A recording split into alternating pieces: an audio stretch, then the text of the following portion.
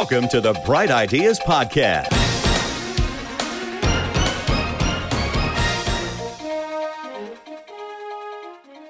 Are you doing any Google ads at all? Because, I mean, are people...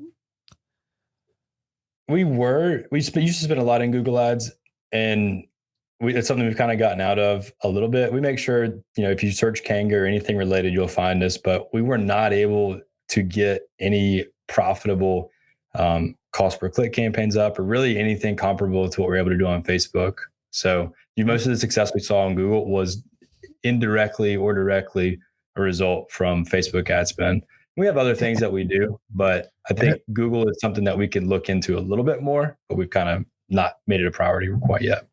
Since the update to iOS, I'm seeing in people that I deal with that deal with Facebook that there are significant impacts to campaigns, as only 4% of iOS updaters have allowed for targeting. Have you seen this affect your campaigns already in the last couple of weeks? We are in that battle right now.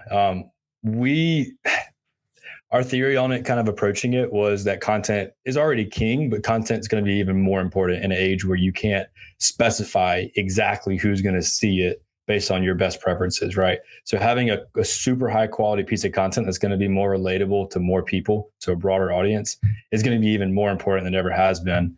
We've seen in some of our best campaigns, no matter where we put them, they would be successful. Doesn't matter if we put them in a retargeting side, doesn't matter if we put them in a lookalike or here. We realized, okay, our best quality content that has X, Y, and Z, all these different variables that we have to check off, it transcends a lot of those different interest groups to different buckets.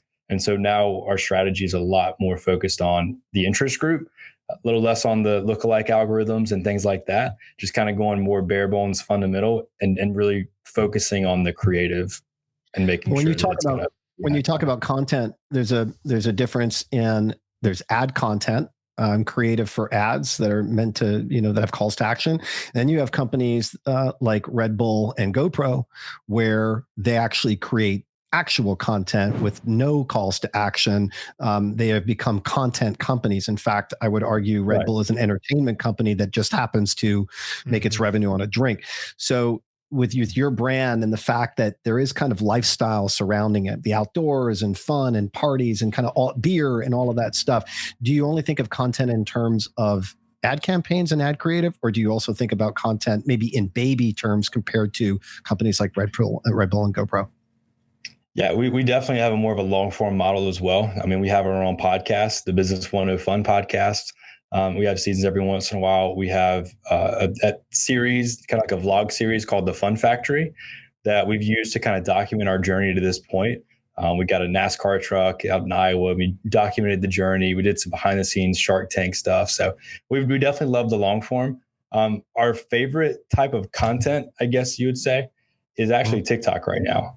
It's those short 10 to 15, 10 to 30 second clips. We've had our most success from a social channel on TikTok, and just the amount of virility you can achieve on that platform is just absolutely insane. If I asked you guys, which one do you think we got more, I guess, which avenue do you think got more eyeballs on Kanga, TikTok or Shark Tank? You guys would probably say Shark Tank, right?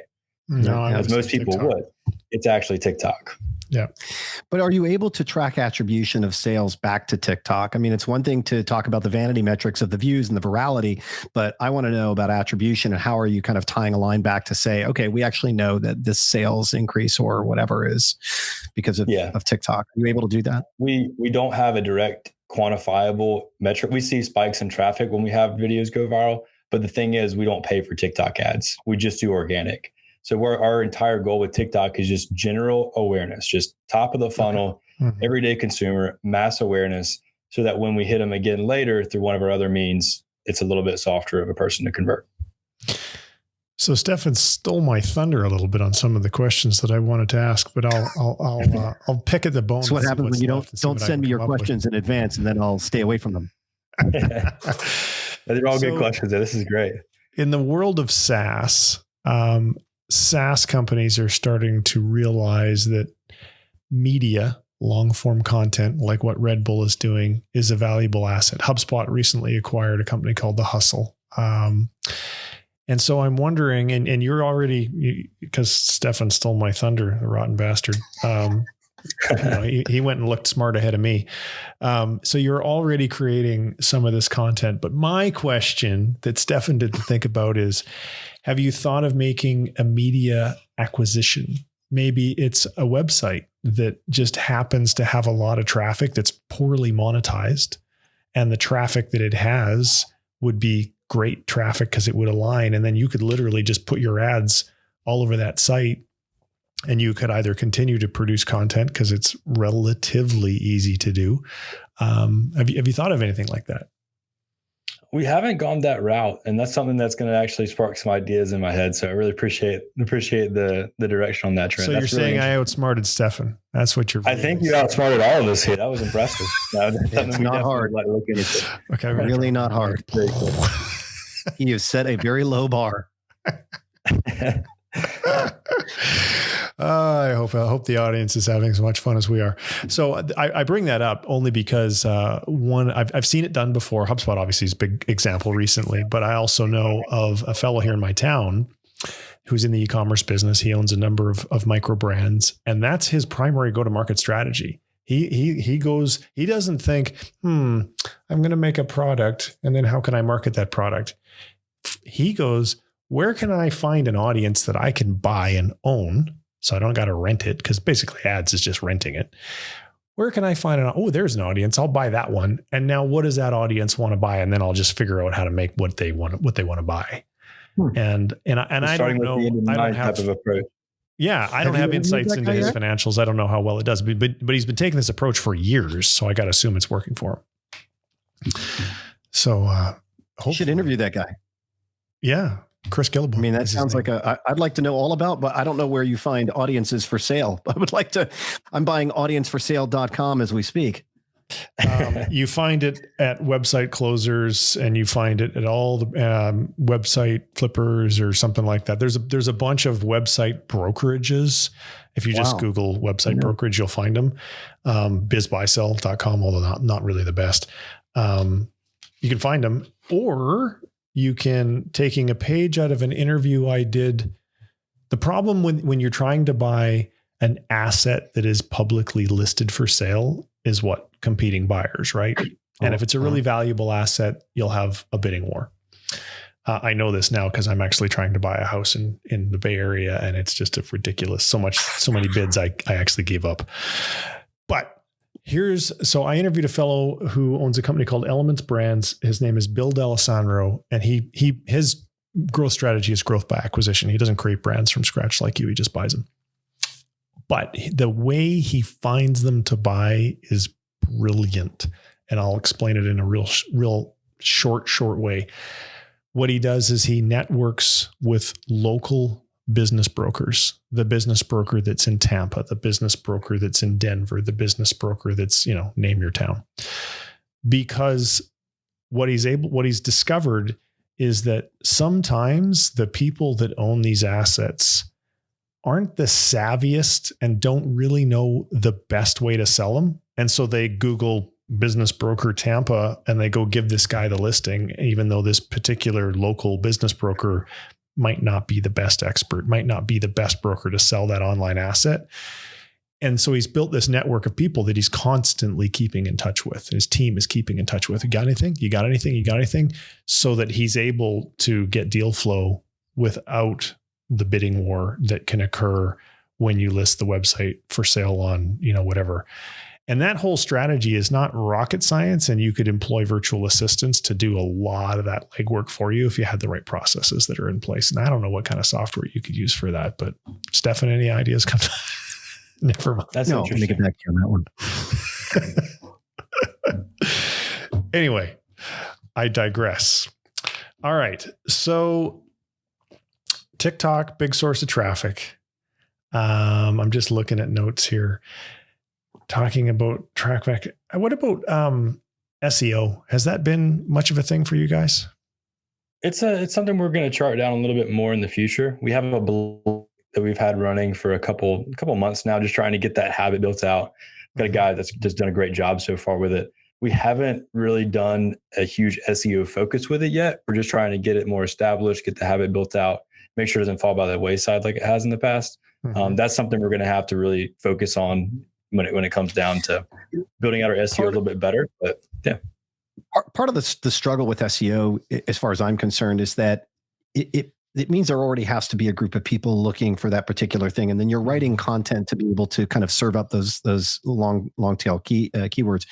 Right. So because awareness of an iceless cooler is not ubiquitous enough, there's not necessarily a lot of people looking to solve that problem because they don't know that it exists yet. So from my perspective, I feel like SEO in the long run, frankly, even when you have competitors, when it's kind of when there's a lot more of it out there, there might be more search. But what I'm more interested in is a channel we haven't talked about, and that's the influencer channel. Have you gone down that road of influencer marketing, and was it successful for you? We haven't done anything major from an influencer marketing standpoint.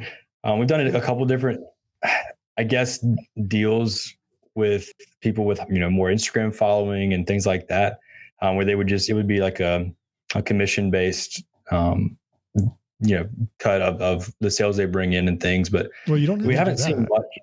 What's that? Have you heard the term Instagram shout out?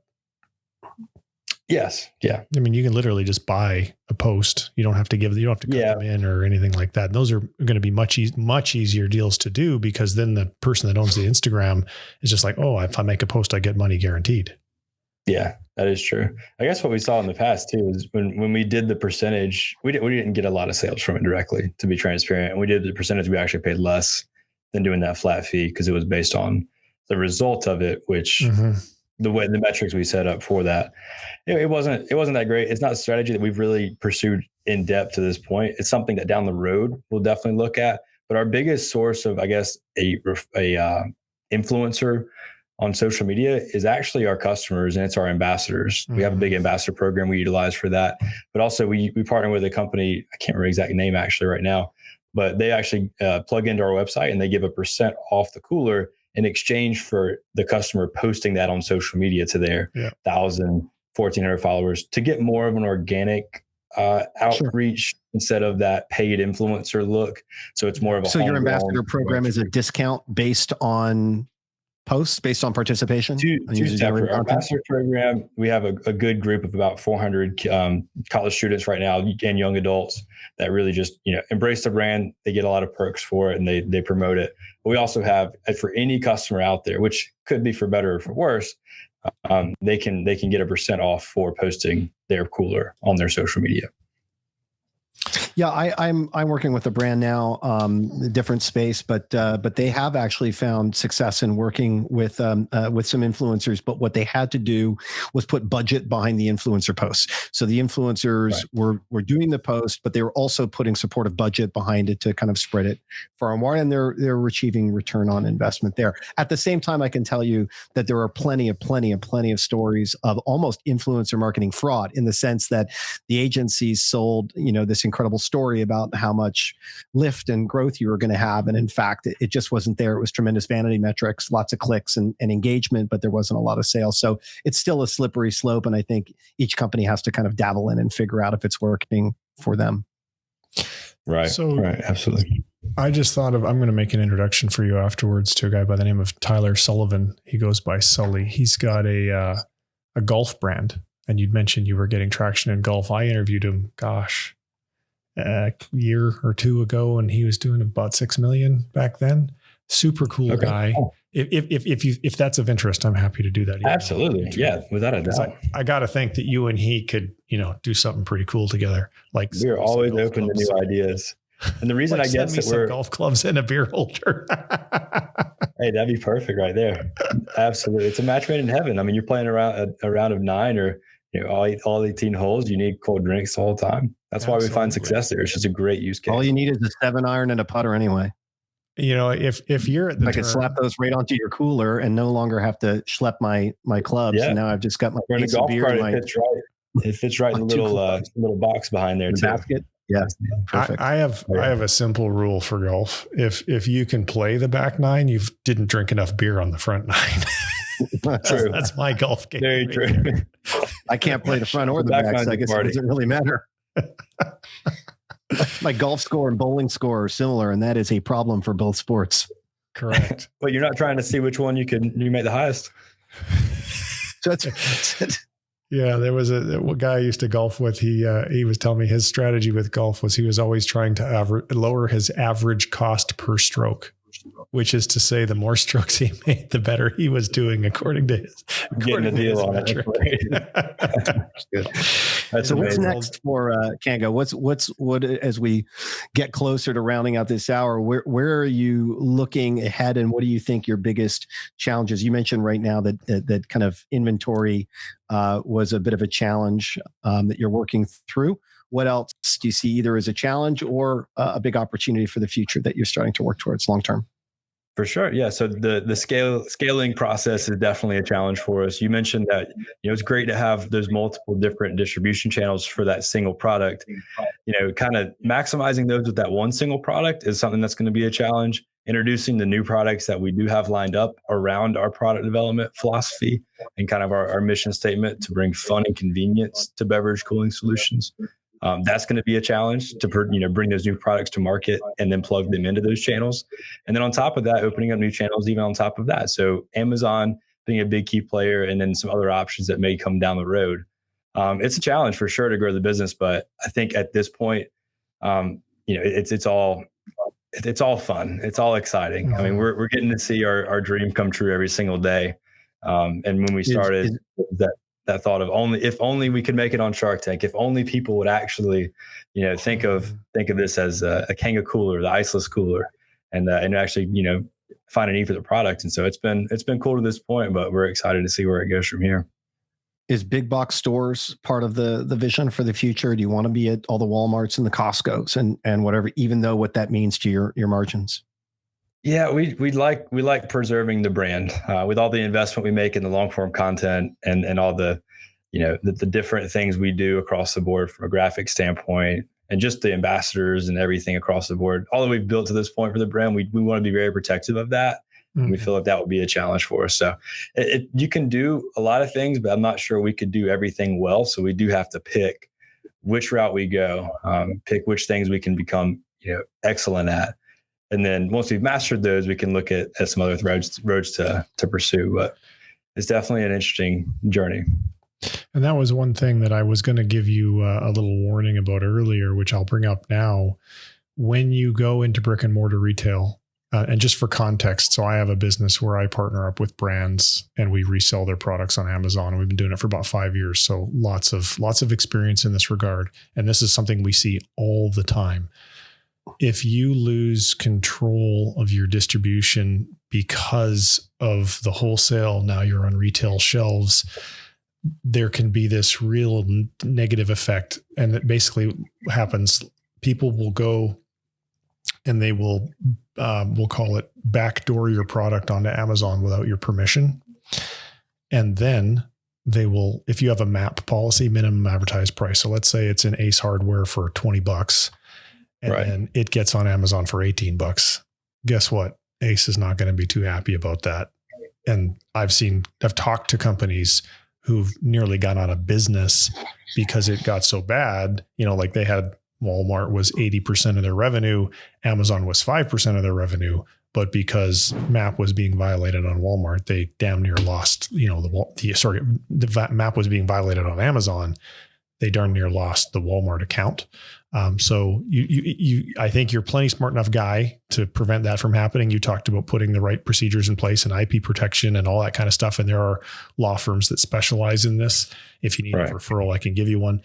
I'm just throwing it out there so that you and anyone who's listening goes into that like eyes wide open. Amazon can be this awesome marketplace, but it can also be a rat infested hellhole if you don't have control of it.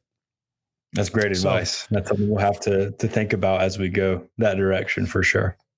So, and just in case anybody's listening and good old Trent here doesn't want to plug his own Amazon playbook on Flowster, his own company, I will tell you for those listening, if you would like to stay out of Amazon jail and hell and figure out how to make some money at it and do it the right way, don't figure things out for yourself. Just follow step-by-step process that Trent has written out in a very detailed Amazon playbook that you can get if you go to flowster.app/something. Finish this off, Trent. Come on, help me out. ASP. for Amazon Seller Playbook. Yes.